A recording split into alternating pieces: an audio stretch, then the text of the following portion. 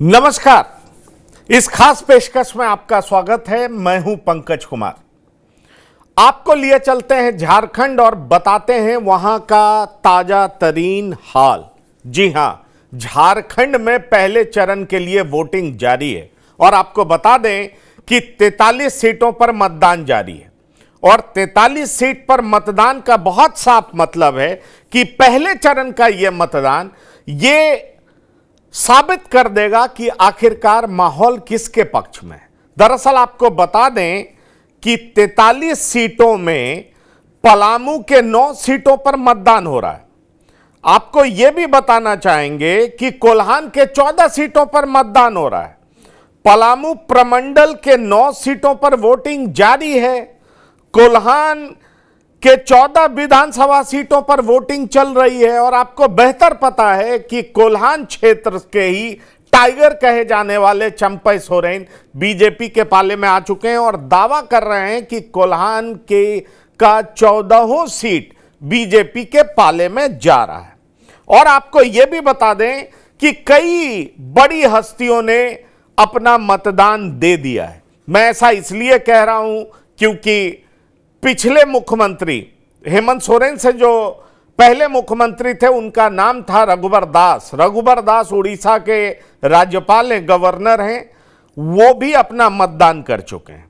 साथ ही साथ मैं आपको बता दूं, अन्नपूर्णा देवी केंद्रीय मंत्री हैं, उन्होंने भी मतदान किया है और लोगों से अपील किया है कि बीजेपी को भारी से भारी बहुमतों से जिता करके प्रदेश में बीजेपी की सरकार बनवाए। ये कोडरमा से सांसद हैं। और आपको साथ ही साथ हम ये भी बताना चाहेंगे कि जो आदिवासी बाहुल्य क्षेत्र है वहां पर वोटिंग बहुत तेजी से हो रहा है, जबकि रांची और जमशेदपुर में वोटिंग की रफ्तार थोड़ी धीमी है। तो आप समझ सकते हैं कि जिस तरीके से कहा जाता है कि आज का दिन मतलब मतदान का दिन एक उत्सव की तरह होता है, तो उत्सव की तरह मना रहे हैं आदिवासी और बड़ी संख्या में निकल करके वो वोट कर रहे हैं। और खास तौर पर आपको बता दें तो जिस तरीके से वोटिंग चल रहा है उसमें अगर दक्षिणी छोटा नागपुर की बात करें तो 11 बजे तक सिसई में सबसे ज्यादा वोटिंग हुआ। वहां पर लोगों ने 34.98% लोगों ने वोट किया। तो आप इससे समझ सकते हैं कि किस तरीके से लोगों का पार्टिसिपेशन झारखंड में दिखाई पड़ रहा है। और खास तौर पर मैंने आपको बताया कि आदिवासी शेड्यूल्ड ट्राइब्स बाहुल्य जगह में लोगों की संख्या बहुत ज्यादा है। लोग बहुत उत्साह के साथ वोट करने आ रहे हैं। और अगर सुबह 11 बजे तक का आंकड़ा मैं आपके सामने पेश करूं तो मैं आपको बता सकता हूं कि 29% मतदान हुआ है। आदिवासी रिजर्व सीटों पर वोटिंग ज्यादा हुआ है। रांची जमशेदपुर में रफ्तार धीमी है। जहां तक सवाल है, आप हमारी स्क्रीन पर देख रहे होंगे कि हेमंत सोरेन वोट डालते हुए देखे जा सकते हैं। हेमंत सोरेन ने वोट डाल दिया है और साथ ही साथ क्योंकि 7 बजे सुबह से वोटिंग जारी है, ये देखिए चंपई सोरेन अपने लिए लोगों को इशारा कर रहे हैं कि हमें वोट करिए, ज्यादा से ज्यादा संख्या में आइए, मतदान करिए, वोट करिए। और ये चंपई सोरेन का इलाका है। तो आदिवासी रिजर्व सीटों पर जिस तरीके से मतदान ज्यादा हो रहा है, और आपको बता दें कि फर्स्ट फेज में 43 सीटों पर सुबह 7 बजे से वोटिंग जारी है। यह देखिए अन्नपूर्णा देवी किस तरीके से मतदान करने जा रही हैं। तो आप साफ देख सकते हैं कि अन्नपूर्णा देवी हो, चंपई सोरेन हो, हेमंत सोरेन हो, सभी लोग अपने समर्थकों के साथ मतदान केंद्र तक पहुंच रहे हैं। और पर्पस एक ही है, वो ये है कि लोकतंत्र के इस महापर्व को सफल मनाना।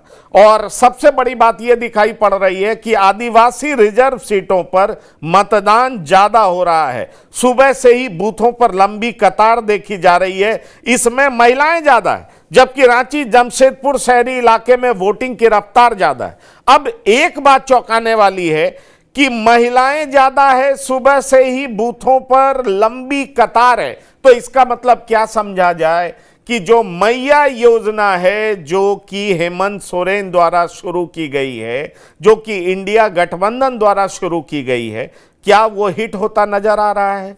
क्या महिलाएं भारी संख्या में मतदान हेमंत सोरेन के पक्ष में कर रहे हैं? यह भी एक बड़ा सवाल है, क्योंकि देखिए आप स्क्रीन पर देख सकते हैं कल्पना सोरेन देखी जा रही है। तो क्या कल्पना सोरेन भी जिस तरीके से स्टार बनकर के उभरी हैं इस चुनाव में, उससे एक बात बहुत साफ तरीके से देखा जा सकता है कि हेमंत सोरेन और कल्पना सोरेन की जोड़ी ने बीजेपी को जबरदस्त टक्कर दिया। आपको यह भी बताना चाहेंगे कि फर्स्ट फेज जो कि आज का चुनाव है, फर्स्ट फेज में पूर्व सीएम चंपई सोरेन, उनके बेटे बाबूलाल सोरेन, पूर्व सीएम अर्जुन मुंडा की पत्नी मीरा मुंडा, मधु कोड़ा की पत्नी गीता कोड़ा, रघुवर दास की बहू पूर्णिमा साहू, मंत्री मिथिलेश ठाकुर, मंत्री उमेश उरांव, रांची विधायक सीपी सिंह और जेएमएम की राज्य सभा सांसद महुआ मांझी चुनाव लड़ रही हैं। राज्य की 81 विधानसभा सीटों में बाकी बची 38 सीटों पर 20 नवंबर को वोटिंग होगी। मतलब 43 सीटों पर आज वोटिंग हो रही है और 38 सीटों पर 20 नवंबर को वोटिंग होगी। और जो बड़ी शख्सियत चुनाव लड़ रहे हैं उनका नाम मैं एक बार फिर से दोहरा दूं, चंपई सोरेन चुनाव लड़ रहे हैं, उनके बेटे बाबूलाल सोरेन चुनाव लड़ रहे हैं, जिनका चुनाव आज ही है। अर्जुन मुंडा की पत्नी मीरा मुंडा चुनावी मैदान में है, उनका आज ही चुनाव हो रहा है, फर्स्ट पेज में चुनाव हो रहा है। मधु कोड़ा पूर्व मुख्यमंत्री, उनकी पत्नी गीता कोड़ा, वो आज उनके लिए मतदान आज ही हो रहा है। रघुवर दास की बहू पूर्णिमा साहू, उनके लिए भी मतदान आज हो रहा है। मिथिलेश ठाकुर, रामेश्वर उरांव जो कि ब्यूरोक्रेट रहे हैं और अब महागठबंधन की सरकार में, इंडिया ब्लॉक की सरकार में झारखंड में मंत्री थे, और साथ ही साथ रांची विधायक सीपी सिंह, जिनके लिए प्रधानमंत्री ने रोड शो भी किया। और ये जान लीजिए महुआ मांझी जो कि जेएमएम की तरफ से राज्यसभा में हमेशा एक्टिव दिखी हैं, वो भी विधानसभा का चुनाव लड़ रही हैं और मतदान आज ही है। तो सवाल ये उठता है, ये सारे नाम मैंने आपको गिनाए जिनके लिए मतदान आज है। अब हम आपको सुनवाते हैं कि नेता क्या कुछ कह रहे हैं, आपको बाइट सुनवाते हैं और फिर हम वहां अपने संवाददाता से बात करेंगे। आप अपने घर से निकलिए और आकर के अपने मतदान का प्रयोग करिए और सरकार गठन में अपनी भागीदारी निभाइए। बहुत बहुत धन्यवाद। आज हम लोगों ने लोकतंत्र के इस पर्व को अपना एक महत्वपूर्ण पर्व के रूप में लिया।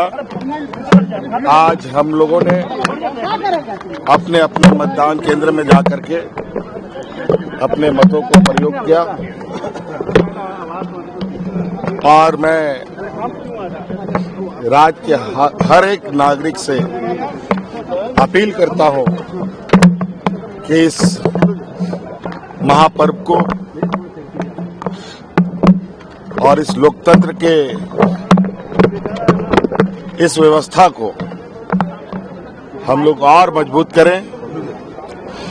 बरसों बरस से चलने वाली और जब तक ये देश रहेगा, ये लोकतंत्र का पर्व हम सबको मनाना चाहिए और मजबूत करना चाहिए। तो ये देखिए हेमंत सोरेन कह रहे हैं कि देश रहेगा तो लोकतंत्र का पर्व मनाता जाता रहेगा और हमें ज्यादा से ज्यादा संख्या में आकर के राज्य के हर एक नागरिक से अपील कर रहे हैं कि आप आइए, मतदान करिए और सरकार बनाने में अपना योगदान दीजिए।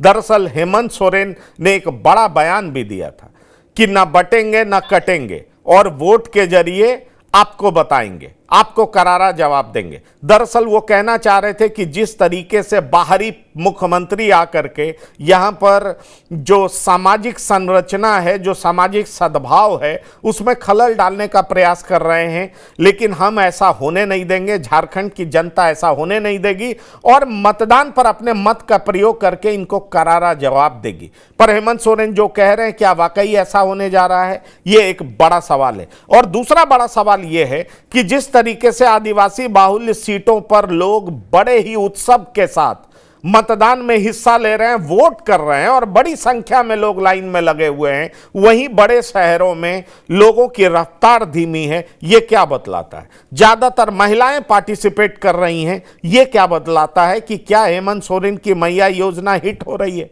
क्योंकि इसी संदर्भ में इसको देखा जा रहा है कि अगर ज्यादा महिलाएं पार्टिसिपेट कर रही हैं तो वो आखिरकार किसके पक्ष में वोट कर रही हैं। तमाम बातों की जानकारी के लिए हम जा रहे हैं सीधे अपने संवाददाता अशोक के पास। अशोक रांची से हैं। अशोक, आप हमें बताएं कि ताजा तरीन स्थिति झारखंड की क्या है, किस तरह से वहां मतदान चल रहा है?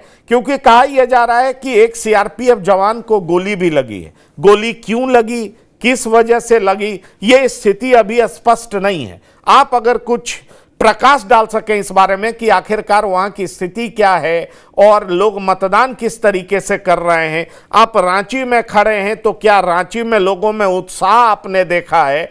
किस तरह की हवा बह रही है वहां पर, इस बारे में जरा डिटेल से बताएं। जी बिल्कुल, आज सुबह की बात करूं तो लगभग मैं 5:45 के करीब मैं निकला था और जैसे ही मैं निकला थोड़ी दूर के बाद जब बूथ आना शुरू हुआ तो 6 बजे का मैं बता रहा हूँ, सुबह 6 बजे जब थोड़ी सी रांची में धुंध थी, चूंकि ठंड का मौसम शुरू हो गया है और लोगों की कतार लग गई थी। हालांकि ये नजारा सुबह 10 बजे तक था। 10 बजे के बाद धीरे धीरे थोड़ी सी जो संख्या है उसमें कमी होने लगी। इस वक्त भी मैं रांची के ही हटिया विधानसभा क्षेत्र का ये इलाका है और एक बूथ सेंटर के बाहर ही यहाँ पर तो अमूमन महिलाओं की संख्या पुरुषों के मुकाबले कई गुना ज्यादा है। यानी एक तरह से कहें तो महिला वोटर जो हैं, आधी आबादी इस बार के चुनाव में काफी सजग है पुरुषों के मुकाबले। और कहीं ना कहीं बिल्कुल आपने सही कहा कि मैया योजना की बात हो या गोगो दीदी योजना, जो महिलाओं को केंद्रित रख के जो तमाम योजनाओं की बात रखी जा रही है, कहीं ना कहीं महिलाओं को वो जागरूक कर रहा है। महिला काफी अपने मताधिकार का प्रयोग करने के लिए निकल रही है, घर की दहलीज को लांग कर बाहर आई हैं। और जिस बूथ पर मैं खड़ा हूं यहाँ पर भी सर्वाधिक जो महिलाओं की ही जो वोटर्स है उनकी संख्या महिलाएं। हालांकि वोटिंग परसेंटेज की बात की जाए तो काफी कम है।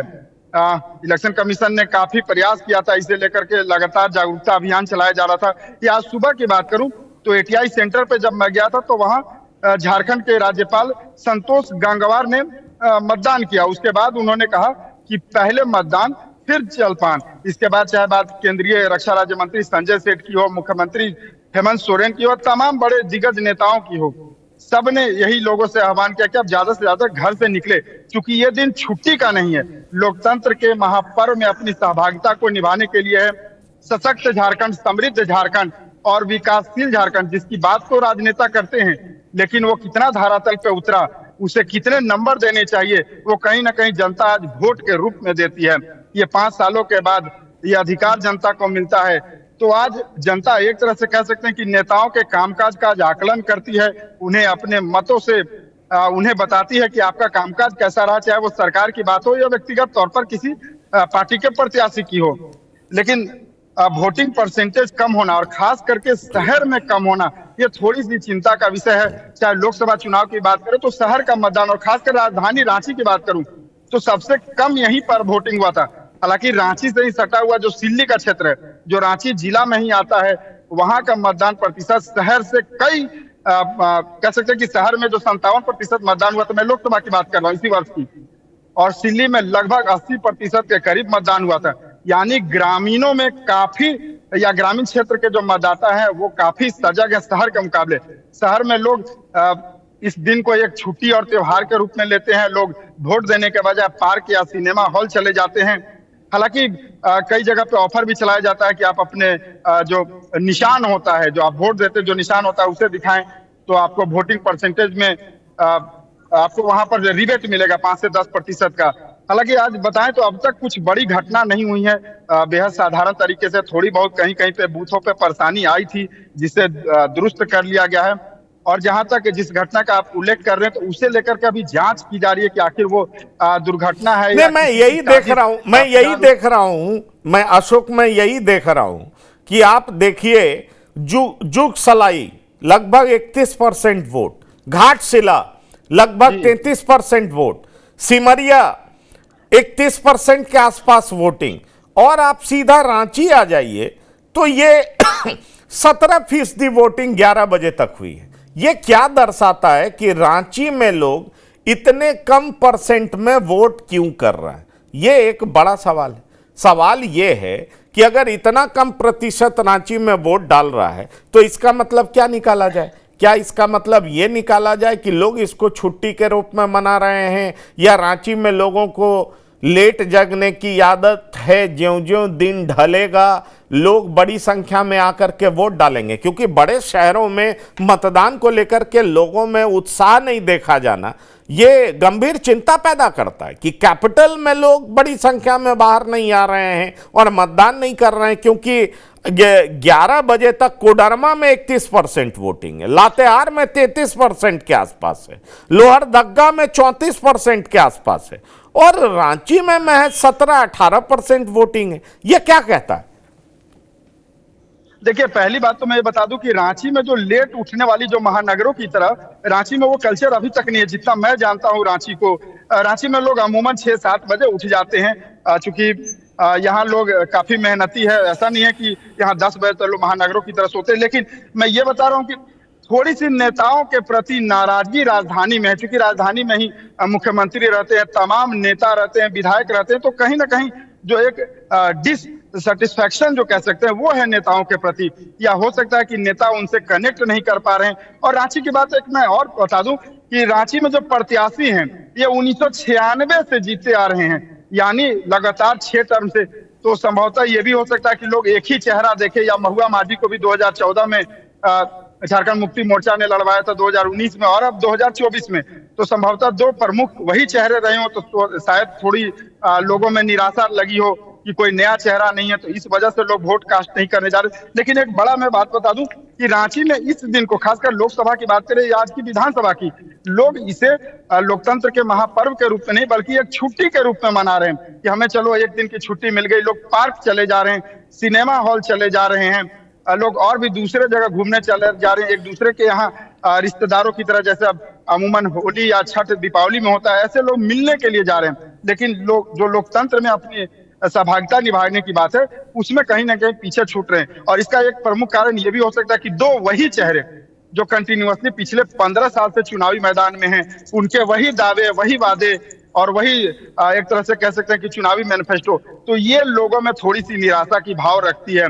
लोग चाहते हैं कि परिवर्तन हो, लेकिन कैंडिडेट में भी हो कोई नया चेहरा है, क्योंकि सीपी सिंह 1996 से हैं, और आप समझ सकते हैं कि जब कोई 25 साल 30 साल रहता है, जब वही चेहरा रहता है, उसके विकल्प के रूप में एक ऐसे प्रत्याशी को उतारा जाता है। हालांकि पिछले बार की बात करूं तो 2014 की माफ कीजिएगा, 2014 में लगभग 37-38 हजार का ये मार्जिन था सीपी सिंह का जीत का, लेकिन 2019 आते आते ये मार्जिन घट के महज 5 से 6 हजार पे रह गया। तो एक तरह से इसे ये देख सकते हैं कि महुआ माझी की लोकप्रियता बढ़ी या सीपी सिंह के प्रति लोगों की नाराजगी।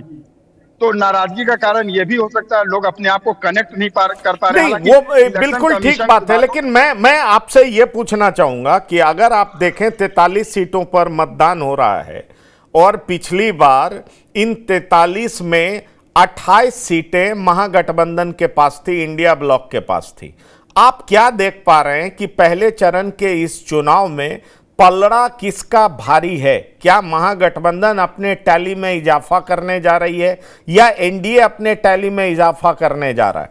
क्योंकि आप देखिए आज खुद प्रधानमंत्री भी झारखंड पहुंच रहे हैं और झारखंड पहुंच करके वो अन्य जगहों पर सभा करेंगे और सभा करके वो संथाल परगना की 18 सीटों को साधेंगे। झारखंड के गोड्डा और सारठ में पीएम मोदी की सभा होगी, ये आपको पता है। सवाल ये उठता है कि पीएम मोदी का आज के दिन भी झारखंड में पहुंचना, उनके द्वारा अपील किया जाना, शिवराज सिंह चौहान सहित जिस तरीके से हेमंता बिस्वा शर्मा ने वहां कैंपेन किया है, तो मैं यही आपसे पूछना चाहूंगा कि माहौल किस तरफ दिखाई पड़ रहा है? क्या कांटे की टक्कर दिखाई पड़ रहा है या ये दिखाई पड़ रहा है कि हेमंत सोरेन ने अपने पक्ष में माहौल बरकरार रखा है? एक चर्चा यह भी बड़ी तेजी से निकलती है कि 3 साल कोविड रहा और कोविड की वजह से हेमंत को काम करने का मौका नहीं मिला। और दूसरी बड़ी बात हम ये देख पाते हैं कि हेमंत सोरेन जब 2 साल काम कर सकते थे तो ईडी की वजह से उन्हें काम करने नहीं दिया गया, इस तरह की भी बातें निकल करके आ रही। तो आप जो वोटर्स हैं उनके मन और मिजाज को अगर आपने पढ़ने की कोशिश की होगी तो क्या आपको दिखाई पड़ा, क्या समझ में आया कि आखिरकार क्या लोग चेंज चाहते हैं या हेमंत सोरेन को एक बार और मौका देना चाहते हैं? ये बता दूं कि जो आज का 43 सीट है, जो पहले फेज का 43 सीट है, इसमें अहम बात यह है कि 20 सीटें ऐसी हैं जो एसटी रिजर्व है और झारखंड में बता दें कि कुल 28 सीटें एसटी रिजर्व है। पिछले बार की बात करूं तो वो सबसे बड़ा गेम चेंजर था और इस बार की अगर बात करें तो तमाम केंद्रीय नेता, चाहे प्रधानमंत्री नरेंद्र मोदी की बात हो, गृह मंत्री की बात हो या स्वयं हेमंत सोरेन की, सभी के केंद्र बिंदु में कहीं ना कहीं वो एसटी यानी आदिवासी समुदाय से जुड़े हुए वोटर ही हैं। बता दें कि 43 में से 20 सीटें केवल एसटी रिजर्व है और 7 सीटें माफ कीजिएगा एससी रिजर्व है और 17 आपकी जनरल। यानी झारखंड में सबसे बड़ा निर्णायक जो फैक्टर होता है वो एसटी बहुल सीटें ही होती है। 28 में से 26 सीटें झारखंड मुक्ति मोर्चा और कांग्रेस जीती थी और उन्होंने सरकार बनाया था 2019 में। इस बार के महज 4 महीने पहले की मैं बात करूं तो लोकसभा चुनाव हुआ था, 5 एसटी सीटें हैं, 5 पर भारतीय जनता पार्टी को हार मिली थी और यही हेमंत सोरेन की मजबूती है। उन्हें पता है कि हमें किस प्रकार से आदिवासी वोटरों को अपने पक्ष में रखना है, इसलिए जब भी चुनावी सभा होता है तो वो अपनी 2-3 प्रमुख बिंदुओं पर बात करते हैं, जिसमें यह कहते हैं कि 5 वर्षों में 2.5 वर्ष तो हमारा कोविड में चला गया, केंद्र सरकार से सहयोग नहीं मिला, अगला जो 2.5 वर्ष रहा उसमें केंद्र सरकार ने हमें काम नहीं करने दिया, हम जिस काम को कर रहे थे उस दौरान हमारे फंड रोक दिए गए, 1,36,000 करोड़ बकाया की बात करते हैं कि अगर वो रॉयल्टी मद का पैसा हमें मिल जाए तो उससे हम झारखंड के लोगों को और समृद्ध बना सकते हैं, उनकी आर्थिक स्थिति को सुधार सकते हैं। दूसरा वो जिक्र करते हैं कि किस प्रकार उनकी सरकार को गिराने के लिए 2-3 बार जो प्रयास किया गया उसका वो जिक्र करते हैं कि हमें काम करने से रोका गया। और एक बात वो प्रमुखता से हर चुनावी सभा में कहते हैं कि एक तरफ आप कहते हैं कि एक आदिवासी महिला को हमने देश का राष्ट्रपति बनाया और दूसरी तरफ एक आदिवासी के बेटे जिसने झारखंड राज्य अलग राज्य के लिए आंदोलन किया था, शिबू सोरेन के बेटे को आप प्रताड़ित कर रहे हैं, उसे एक ऐसे मामले में जेल पहुंचा दिया जिससे उनका संबंध नहीं। ये हेमंत सोरेन कहते हैं कि उसमें मेरा कोई लेना देना नहीं था, एक साजिश के तहत तो मुझे सलाखों के पीछे पहुंचाया गया। और बता दूं कि इस बार का फैक्टर में हेमंत सोरेन से ज्यादा कारगर कल्पना सोरेन है। जिस प्रकार कल्पना सोरेन के सभाओं में महिलाओं की एक बड़ी भीड़ जुट रही है, एक ऐसी भीड़ जुट रही है जो कल्पना को कहीं ना कहीं झारखंड के एक विकल्प के रूप में देख रही है। यह भी एक बीजेपी या आरसू के लिए कहें जो एनडीए फोल्डर के हैं उनके लिए एक बड़ी समस्या है कि पहले तो केवल एक हेमंत थे, लेकिन अब हेमंत और कल्पना दोनों अब जिस प्रकार से चुनावी मैदान में उतर गए। इस बार की अगर बात करूं तो पिछले 2 महीने से असम के मुख्यमंत्री हेमंता बिस्वा शर्मा की अगर कह दें तो 70% जो उनका दिन गुजरा होगा वो झारखंड में रहा होगा। केंद्रीय मंत्री शिवराज सिंह चौहान की बात करूं, हालांकि ये दोनों प्रभारी और सह प्रभारी है, लेकिन इनका अधिकतम जो समय झारखंड में गुजरा, तो ये बताने के लिए काफी है कि हेमंत और कल्पना का आदिवासी वोटरों के बीच या जनता के बीच एक जनाधार बढ़ा है जिसे केंद्रीय नेताओं ने भाप लिया था। इसलिए 2 ऐसे दिग्गज नेताओं को झारखंड में सौंप दिया, उनके हाथों में कमान। एक तरफ बांग्लादेशी घुसपैठ, डेमोग्राफी चेंज और आदिवासी अस्मिता के साथ माटी रोटी बेटी के मुद्दे को मंच से उठाया जा रहा है, चाहे प्रधानमंत्री नरेंद्र मोदी की बात हो या स्वयं गृह मंत्री अमित शाह की बात हो, सभी लोग इस मुद्दे को लेकर के जा रहे हैं। पिछले दिनों जब गृह मंत्री संकल्प पत्र जारी कर रहे थे उस दौरान भी वो लगातार हर एक बिंदु को रख रहे थे। उसके बाद मुख्यमंत्री हेमंत पर वो प्रहार कर रहे थे, चाहे युवाओं के 5 लाख रोजगार के वादे की बात हो या जिन युवाओं को रोजगार नहीं मिला, जो पढ़े लिखे युवा हैं जिसमें खास करके ग्रेजुएट और पोस्ट ग्रेजुएट है, जिन्हें 5,000 और 7,000 रुपया देने की बात कही गई थी, वो नहीं मिला। युवतियों की बात कही जा रही थी, सुरक्षा को लेकर के सवाल उठाया जा रहा था, शिक्षा को लेकर उठाया जा रहा था। और दूसरी चीज एक जो अहम मुद्दा है कि झारखंड में जितनी भी नियुक्ति हो रही है, जो भी नियुक्ति आ रही है उसकी पेपर लीक हो रही है, जो इस सरकार में काफी हद तक बढ़ा है। चलिए ठीक है, आपने ये बात कही, सवाल ये उठता है, हमारे साथ आशुतोष कुमार भी जुड़ गए हैं। आशुतोष जी, मैं आपसे ये पूछना चाहूंगा कि जिस तरीके से मतदान झारखंड में चल रहा है, आप क्या देख पा रहे हैं? क्या झारखंड में मतदान जो हो रहा है, कहा यह जा रहा है आदिवासी बाहुल क्षेत्र में लोग भारी संख्या में आकर के मतदान कर रहे हैं, जबकि बड़े शहरों में लोगों में उतना उत्साह नहीं देखा जा रहा है। क्या ये बीजेपी के लिए चिंता का सबब है?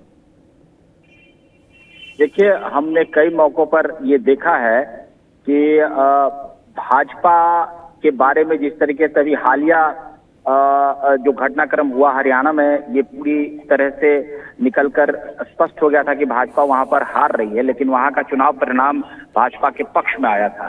पूर्वोत्तर के कई राज्यों में जहां पहले कभी कमल नहीं खिला था, वहां पर भी भाजपा की स्थिति धीरे धीरे मजबूत हुई।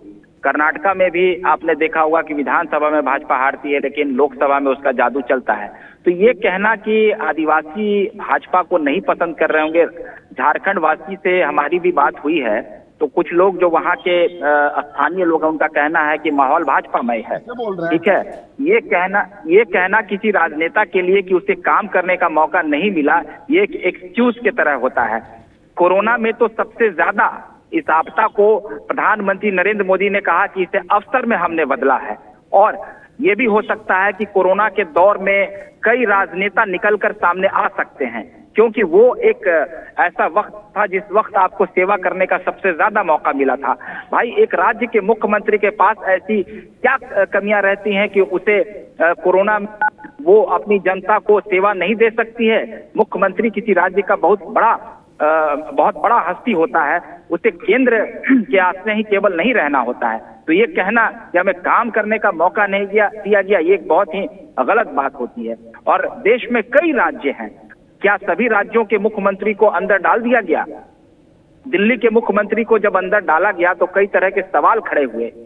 हाँ, उसी तरीके से आप अगर बिहार की बात करें तो एक समय में भाजपा के बहुत धूर विरोधी के तौर पर नीतीश कुमार बन रहे थे, और नीतीश कुमार ऐसा लग रहा था कि नरेंद्र मोदी को काफी बड़ी चुनौती नहीं, ठीक है, और आप बिल्कुल ठीक कह रहे हैं। मेरी बात पूरी करने दीजिए। नीतीश कुमार को तो कभी भाजपा ने तंग नहीं किया, नीतीश कुमार के ऊपर तो कोई कार्रवाई नहीं कर दी। नीतीश कुमार, अगर आप बेदाग छवि के रहेंगे तो आपको तो अंदर नहीं डाला जाएगा ना, चाहे आप कुछ भी करें। तो ये कहना हेमंत सोरेन के लिए कि हमको मतलब मेरे को प्रताड़ित किया गया, ये बिल्कुल गलत बात है। जी बोलिए। हाँ, मेरे साथ हमारे संवाददाता भी जुड़े हुए हैं। मैं सीधा सवाल चाहूंगा कि आप जवाब दें ताकि दर्शक समझ पाएं। क्या अशोक, आप देख पा रहे हैं कि लोग चेंज चाहते हैं? देखिए, जितना मैं घुमा हूं पूरे झारखंड के लगभग 81 विधानसभा क्षेत्रों को मैं देखा हूं, परिवर्तन लोग चाहते हैं। देखिए, एक माइंडसेट भी हो जाता है कि 5 सालों तक आप जिस सरकार को देखते, चाहे पूर्ववर्ती रघुवर दास की सरकार की बात करें, सबसे ज्यादा अगर इंफ्रास्ट्रक्चर डेवलपमेंट की बात करें, चाहे झारखंड में नए विधानसभा भवन, पहला जो झारखंड को अपना खुद का भवन मिला वो रघुवर दास ने दिया। झारखंड ही नहीं, पूरे देश का सबसे बड़ा हाईकोर्ट जिसका उद्घाटन राष्ट्रपति द्रौपदी मुर्मू ने किया था, उसे बनवाने का काम रघुवर दास की सरकार ने किया। रिंग रोड की बात हो या राजधानी रांची में 4 लेन की बात हो, या झारखंड के अन्य जगहों पर कहा जाता है कि रघुवर दास की सरकार में सड़कों का जाल बिछा दिया गया। यानी डेवलपमेंट को लेकर के एक पत्रकार के रूप में मैं कहूं तो सबसे ज्यादा काम हुआ तो वो रघुवर दास की सरकार में हुआ। लेकिन 2019 का परिणाम आप देख लें तो ऐसा लगता है मानो उस सरकार में कोई काम हुआ ही नहीं। तो एक माइंडसेट लोगों के बीच ये भी है कि 5 साल अगर हो जाता है नहीं, तो अब ठीक है, पर एक चर्चा ये भी है कि जो, और हमारे साथ मृत्युंजय शर्मा जी भी जुड़ गए हैं। आपका बहुत बहुत स्वागत है। मृत्युंजय जी, सीधा मैं आपसे सवाल करना चाहूंगा, जिस तरीके से लोग मतदान कर रहे हैं झारखंड में, आप क्या देख पा रहे हैं? आप देख पा रहे हैं कि लोग चेंज के लिए मतदान कर रहे हैं? क्योंकि हमारे पास जो खबरें आ रही है उसके हिसाब से आदिवासी बाहुल्य क्षेत्र में लोग भारी संख्या में मतदान कर रहे हैं, और बड़े शहरों में लोगों की उपस्थिति कम देखी जा रही है, उत्साह कम देखा जा रहा है। ये क्या इंडिकेशन है कि बीजेपी के पक्ष में लोग मतदान करने ज्यादा संख्या में बाहर नहीं आ रहे हैं? जी पंकज जी, सबसे पहले मैं क्षमा चाहूंगा देर से जुड़ने के लिए। मैं खुद अपने मत का प्रयोग करने के लिए गया हुआ था और कुछ टेक्निकल डिफिकल्टीज के कारण वहां डिले हो गया और मुझे ज्वाइन करने में लेट हुआ। आपने बहुत पर्टिनेंट सवाल पूछा है पंकज। इनफैक्ट मैं जहां अभी वोट करके आ रहा हूँ वो भी करीब करीब आप बोलेंगे तो एक आदिवासी बहुल बूथ ही है रांची के आउटर एरियाज में। और जिस प्रकार का टर्नआउट हो रहा है, जिस प्रकार का नैरेटिव हो रहा है, इनफैक्ट जैसे आपके जो ऑन ग्राउंड पत्रकार है, संवाददाता है, वो भी बता रहे हैं, और जितने भी लोग घूम रहे हैं, मैं सुन रहा हूँ जो सुबह से, वो यही सुन रहा हूँ कि एक जो बहुत, जैसे जिन युवाओं से पूछा जा रहा है जो पहली बार वोट दे रहे हैं, उनसे पूछा जा रहा है क्यों वोट दे रहे हैं, तो उसमें से आप देखिएगा 80-90% युवा बात करेंगे बेरोजगारी की और नौकरियों की। वो एक सबसे बड़ा इंडिकेटर है, और वो सब बात करेंगे कि किस प्रकार से पिछली सरकार ने 5 लाख नौकरियों के वादे किए थे जो पूरा नहीं हुआ। तो एक डिसअपॉइंटमेंट है उन सभी में, तो वो बदलाव चाहते हैं। मैंने बहुत सारे लोगों को ये बोलते हुए सुना है कि ऐसी सरकार चाहिए जो कम से कम जो बोले उसका कुछ तो करके दिखाए। अगर 100 वादे करे तो ठीक है, उसमें 50 नहीं करे, 50 कम से कम कर दे। पिछली सरकार एक ऐसी रही है जिसने 100 में से 99 वादे पूरे नहीं किए हैं। तो इस कारण से और 5 वर्षों में आप देखेंगे बार बार इन सारी चीजों पे हेमंत सोरेन सिर्फ और सिर्फ बात करते रहे। जैसे नौकरियों के मामले में भी हर 2 महीने में क्या होता था, एक नोटिफिकेशन आता था, इस बार 10,000 भर्तियां हैं, फिर वो नोटिफिकेशन डिले हो जाता था, फिर वो एग्जाम कैंसिल हो जाता था, फिर वो पेपर लीक हो जाता था, करते करते 5 साल बीत जाते थे। और ये सिर्फ नौकरियों की बात नहीं है, हर फील्ड में आप देखेंगे छोटे छोटे संसाधन की कमी हो गई यहाँ पे। आप सोच लीजिए, बालू की कमी की वजह से पूरे प्रदेश में लोग अपना घर नहीं बना पा रहे हैं। प्रधानमंत्री आवास की संख्या कम हो गई पूरे प्रदेश में, सिर्फ इसलिए क्योंकि बालू घाटों की नीलामी नहीं हुई और लोगों को बालू नहीं मुहैया हो पा रहा है। तो इतनी छोटी छोटी प्रशासनिक चीजें भी अगर कोई सरकार नहीं कर पा रही है, खास करके एक ऐसी सरकार जो अपना नैरेटिव बताती है कि हम गरीबों की सरकार है, पिछड़ों की सरकार है, आदिवासियों की सरकार है, सबसे ज्यादा उन्हें दुख हो रहा है इस सरकार में। तो उन्हें भी लगता है कि हमने कुछ गलत चुनाव कर लिया है। उन्हें दिखता है कि शायद पिछली बार हम लोगों को लगा कि एक बार इन्हें मौका देना चाहिए, युवा हैं, बहुत बड़ी बातें कर रहे हैं, पिछड़ों की, दलितों की, आदिवासियों की बातें कर रहे हैं, लेकिन वो 5 वर्ष में एक प्रकार से टेस्ट हो गया है और सबको ये दिख गया कि अब 5 वर्ष में नहीं कर पाए तो अगली बार भी इनका यही रोना रहेगा। तो इससे बेहतर है कि हम दूसरी सरकार चुनें। चलिए, आप कह रहे हैं दूसरी सरकार चाहिए, तो इसका मतलब क्या माना जाए आपके कथनानुसार? ये जो बड़ी संख्या में लोग आदिवासी बाहुल्य क्षेत्र में भी आ रहे हैं, वो वोट बीजेपी के पक्ष में डाल रहे हैं, आपको ऐसा दिखाई पड़ रहा है?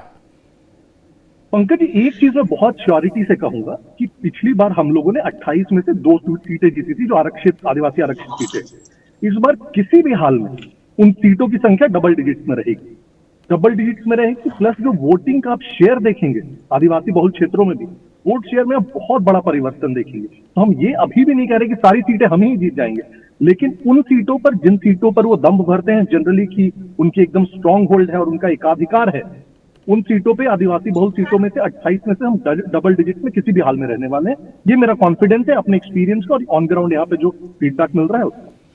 चलिए, ये आपका कॉन्फिडेंस है। मैं एक सवाल और भी पूछना चाहूंगा। बड़े बड़े हैवी वेट लोग पहले चरण के चुनाव में उतरे हुए हैं। अगर हम पिछले चुनाव की बात करें तो इन 43 में से 28 सीट महागठबंधन ने जीता था और आपने 14 सीटें जीता था। इस बार के चुनाव में क्या आपको ऐसा लग रहा है कि जेएमएम तो टफ फाइट दे रही है, लेकिन कांग्रेस कमजोर खड़ी है? कांग्रेस जो है उस तरीके से चुनाव नहीं लड़ रही है, क्या कुछ ऐसा दिखाई पड़ रहा है? दूसरी बात मैं आपसे पूछना चाहूंगा कि जो नैरेटिव आपने सेट करने का प्रयास किया कि बांग्लादेशी घुसपैठिए, क्या वो जमीन पर असरदार है क्या? क्योंकि बहुत सारा रिपोर्ट्स मैं पढ़ रहा हूं, उसमें कहा जा रहा है कि लोग चेंज चाहते हैं, लेकिन ये बांग्लादेशी घुसपैठिए और तमाम तरह की बातें ज्यादातर लोगों के गले नहीं उतर रही है। इसमें क्या सच्चाई है? बहुत अच्छा सवाल है पंकज जी। देखिए, कभी भी जब हम बात करते हैं तो एक मुद्दा नहीं होता है। आप ये नहीं देखेंगे कि नैरेटिव में हम लोगों ने सिर्फ बांग्लादेशी घुसपैठियों की बात, वो हमारे लिए एक बहुत सीरियस मुद्दा है, उसे हम बार बार उठाते रहे।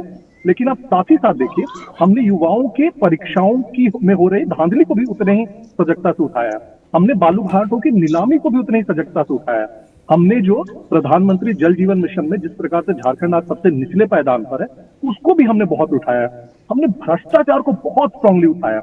हमने ये बार बार कहा है कि इस सरकार के मुख्यमंत्री से लेकर मंत्री, विधायक, सब के सब भ्रष्टाचार में संलिप्त है। इस पर हम लोगों ने आंदोलन तक किया है, मुख्यमंत्री आवास का घेराव तक किया है। तो मेरे ख्याल से सारे मुद्दे हैं, कोई एक मुद्दा नहीं है। बहुत अच्छा सवाल आपका था कि कितना वो ग्राउंड पे कनेक्ट कर रहा है। मेरे ख्याल से अलग अलग रीजन्स में, अलग अलग वर्गों में अलग अलग चीजें कनेक्ट करती है। जैसे मैंने कहा, अगर आप फर्स्ट टाइम वोटर से बात करेंगे जो युवा है, तो शायद उनको नौकरियों वाली चीज ज्यादा कनेक्ट करे। अगर आप संथाल परगना में बात करेंगे, जहां एक्चुअल डेमोग्राफी चेंज हो रहा है और वहां के लोगों को दिन ब दिन में वो दिक्कतें महसूस हो रही है डेमोग्राफी चेंज से, तो वहां आपको बांग्लादेश की घुसपैठियों का मुद्दा ज्यादा हावी दिखेगा। जो मिडिल क्लास के लोग हैं जिनको दिख रहा है कि कितना भ्रष्टाचार है सरकार में, वो उससे ज्यादा अफेक्टेड आपको दिखेंगे। तो एज अ ओवरऑल नैरेटिव जितनी भी सरकार की कमियां होती है, फेलियर्स होते हैं, हम सबको लेकर चलते हैं, अलग अलग वर्गों में अलग अलग नैरेटिव उनसे ज्यादा कनेक्ट कर पाते हैं। चलिए आशुतोष जी, मैं आपके पास भी आ रहा हूं, लेकिन एक और सवाल इनसे पूछ लूं, ये पूछना बहुत इंपॉर्टेंट है। क्या आपको लगता है कि बीजेपी ने हेमंत सोरेन को गिरफ्तार करके, क्योंकि हेमंत सोरेन तो कह रहे हैं बीजेपी सरकार ईडी, सीबीआई, आईटी को टूल के तरह इस्तेमाल कर रही है, क्या आपको लगता है कि हेमंत सोरेन की गिरफ्तारी जो है बीजेपी के लिए काउंटर प्रोडक्टिव हो रही है? बीजेपी को लगा था कि भ्रष्टाचार का आरोप चस्पा हो जाएगा, लेकिन भ्रष्टाचार का आरोप चस्पा नहीं हो पा रहा है। इनफैक्ट हेमंत सोरेन को इसका फायदा हो रहा है, उनको सिंपैथी ज्यादा मिल रहा है। इसमें क्या हकीकत है? ऑन ग्राउंड आप क्या देख पा रहे हैं? देखिए पंकज जी, कोई भी जब आप किसी भी ईडी, ये कार्रवाई ईडी की थी, सबसे पहले बीजेपी की नहीं थी। कोई किसी भी प्रकार की कार्रवाई किसी भी भ्रष्टाचार के मामले में, चाहे मंत्री रहे, मुख्यमंत्री रहे, अधिकारी रहे, उनपे जब होता है तो उसमें कभी भी पॉलिटिकल कंसिडरेशंस नहीं देखने पड़ेंगे। अगर हम पॉलिटिकल कंसिडरेशंस देखकर भ्रष्टाचार के केसेस के ऊपर एक्शन लेने लगे तो फिर भगवान बचाए इस प्रदेश और इस देश को। तो मेरे ख्याल से जो ईडी का काम है, जिसमें उन्होंने देखा कि इन्हें भ्रष्टाचार में लिप्त है, प्राइमा फेसी इनके खिलाफ एविडेंसेस हैं, इनको हिरासत में लेके पूछताछ करनी चाहिए, उन्होंने हिरासत में लेके पूछताछ शुरू की। तो मेरे ख्याल से ईडी का काम है। इसके कारण उनको ग्राउंड पे फायदा मिला, नुकसान मिला, ये ऑल टुगेदर डिफरेंट है। इससे ईडी को कोई मतलब नहीं है। फायदा मिला तो ईडी को इससे क्या करना है। इसी प्रकार से दूसरी चीज हो सकता है, और आपकी बात को मैं पूरी तरह काट नहीं रहा, हो सकता है कि कुछ कुछ वर्गों में, कुछ कुछ क्षेत्रों में ये लगा हो कि मेरे नेता को या एक आदिवासी नेता को इन लोग परेशान कर रहे हैं, लेकिन एक बहुत बड़ा सेगमेंट है, और मैं बोल रहा हूं बहुत बड़ा मिडिल क्लास सेगमेंट है, शहरी वर्ग है, नॉर्मल गांव के लोग हैं, जो उसमें जितनी भी ईडी ने चार्जशीट फाइल की, जो भी उनके केसेस आए, चाहे उनके खुद के नाम से जमीन लेने के केसेस आए, चाहे खनन घोटाला आया, पत्नी के नाम से इंडस्ट्रियल लैंड आया, ये चीजें बार बार अखबार में आई, उसके फैक्ट्स आए, प्रेस कॉन्फ्रेंसेज में बताई गई। मेरे ख्याल से जनता उसको भी तो देख रही है, समझ रही है। तो एक बस वो नैरेटिव सेट करना चाहें कि मैं कमजोर हूं, आदिवासी हूं, इसलिए मुझे गिरफ्तार किया गया। हो सकता है कुछ परसेंटेज ऑफ लोग 2-4-5% उससे वाकिफ रखते हो, लेकिन एक मेजॉरिटी उससे वाकिफ नहीं रखती। देखिए, अगर ये कोई स्टैंड अलोन केस होता ना, एक छोटा सा होता केस और कभी पुराना इतिहास नहीं रहा होता, तो हो सकता है एक रेजोनेंस होता, लेकिन इनके ऊपर लगातार भ्रष्टाचार के केसेस लगे। इनके सीएम हाउस के, इनके आसपास के जितने सलाहकार थे, सब या तो जेल में है या पूछताछ झेल रहे हैं। इनके जो सबसे करीबी 2 अधिकारी थे, वो 1.5 साल से जेल में है। तो जनता देखती है कि ऐसा कुछ नहीं है कि इन्हें बेवजह फंसाया जा रहा है। एक्चुअली आसपास के सारे लोग संलिप्त। ठीक, जरा मैं अपने संवाददाता से भी एक सवाल कर लूं, ये फाइनल सवाल है। ये बताइए कि हेमंता विश्व शर्मा, शिवराज सिंह चौहान को देख करके क्या झारखंड की एक आबादी ये मानती है कि बाहर से लोग आ गए हैं, गुमराह कर रहे हैं, आपसी भाईचारे को डिस्टर्ब कर रहे हैं? क्या ऐसा है क्या? क्योंकि कहा जा रहा है कि जिस बात को बीजेपी उठा रही है, उस बात का झारखंड की जनता से कोई लेना देना नहीं है। हेमंता विश्व शर्मा के खिलाफ, शिवराज सिंह चौहान के खिलाफ माहौल बनाया जा रहा है, और हेमंत सोरेन खुद कह रहे हैं कि आपको बहका रहे हैं, बरगला रहे हैं, आपको बहकना नहीं है, आपको भटकना नहीं है। आखिरकार उनके वोटर्स में क्या हेमंता या शिवराज सिंह चौहान को लेकर के कोई नेगेटिव मैसेजिंग है? देखिए, मैं ये तो नहीं कहूंगा कि नेगेटिव मैसेजिंग है, लेकिन मैं ये जरूर कहूंगा कि जिस मुद्दे को चाहे हेमंता विश्व शर्मा या शिवराज सिंह चौहान जिस बांग्लादेशी घुसपैठ, डेमोग्राफी चेंज को मुद्दा बना रहे या अस्मिता को, उससे जनता बहुत कनेक्ट नहीं हो रही है। जब मैं जनता के बीच गया, उनकी राय जान रहा था, उनकी प्रतिक्रिया जान रहा था, तो लोग ये कह रहे थे कि हमें रोजगार चाहिए, हमें शिक्षा चाहिए, हमें स्वास्थ्य चाहिए, हमें सुरक्षा चाहिए। बांग्लादेशी घुसपैठ अगर हो रहा है तो इसके लिए केंद्र सरकार भी उतनी ही जिम्मेवार है, क्योंकि जो बॉर्डर्स होती है, इंटरनेशनल बॉर्डर्स, वो बीएसएफ के पास होती है, जो गृह मंत्रालय के अधीन आती है। ये जनता का कहना है। राजनीतिक दल भले इसे मुद्दा बना रहे, लेकिन जनता बहुत हद तक इन चीजों को लेकर के कनेक्ट नहीं हो रही। जनता उन्हीं चीजों को लेकर कनेक्ट हो रही जिससे उनकी नीड्स से जुड़ी हुई है, उनकी पर्सनल इश्यूज जुड़ी हुई है। और इन चीजों को जनता भी ये जान गई है कि चूंकि ये राजनीतिक एक इशू बन गया है, चुनावी एजेंडा बन गया, क्योंकि जब चुनाव नजदीक आया तब ये चीजें ज्यादा बड़ी लेवल पर पहुंच गई। चलिए ठीक है, मैं अशोक समझ गया। एक फाइनल जवाब ले लूं इनसे, ये बताइए 43 सीटों पर मतदान हो रहा है, इस बार एनडीए को कितनी उम्मीद है, कितनी सीटें एनडीए पाने जा रही है, अगर मैं उम्मीद की बात करूं तो? पंकज जी, मैं थोड़ा सा नंबर्स एग्जैक्ट बोलने से मैं हिचकूंगा, क्योंकि बहुत डिफिकल्ट होता है, और इसके लिए इनफैक्ट आप देखिए स्पेकुलेशन मैं वही कह रहा हूं, स्पेकुलेट कर सकते हैं आप जी।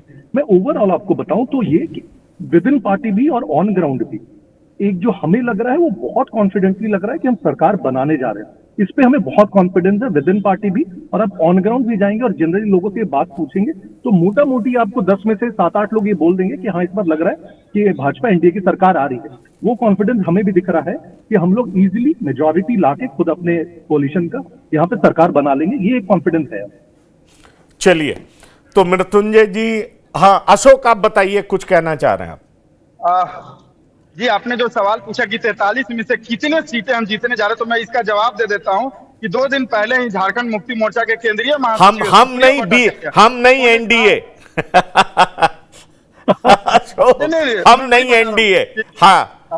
हाँ जी